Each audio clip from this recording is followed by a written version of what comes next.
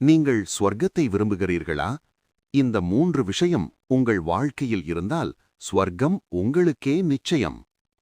முதல் விஷயம், தொழுகை. அல்லாஹ் கூறுகிறான், நிச்சயமாக தொழுகை தீமையிலிருந்து தடுக்கிறது. தொடர்ந்து தொழுகையை கடைப்பிடித்து வாருங்கள், அது உங்கள் ஆன்மாவை தூய்மையாக்கும். இரண்டாவது, நல்ல நடத்தை. நபி ஸல்லல்லாஹு அலைஹி வஸல்லம் கூறினார்கள், நம்பிக்கையாளர்களில் சிறந்தவர் நல்ல குணம் கொண்டவர். நண்பர்கள் மற்றும் குடும்பத்தினரிடம் நல்ல குணத்தோடு நடந்து கொள்ளுங்கள். மூன்றாவது, அல்லாவை நினைவு கூறுங்கள். அல்லாவை அதிகமாக நினைவுகூரும் ஆண்களுக்கும் பெண்களுக்கும் மாபெரும் நன்மையுண்டு. இதோ உங்கள் உள்ளம் சாந்தியாய் மின்னும். இந்த 3ஐயும் தினசரி கடைபிடித்தால் ஸ்வர்க்கம் கனவு அல்ல, நிச்சயம். அல்லாஹ் நம் எல்லோரையும் ஸ்வர்க்கவாசிகளாக ஆக்குவானாக. ஆமீன்.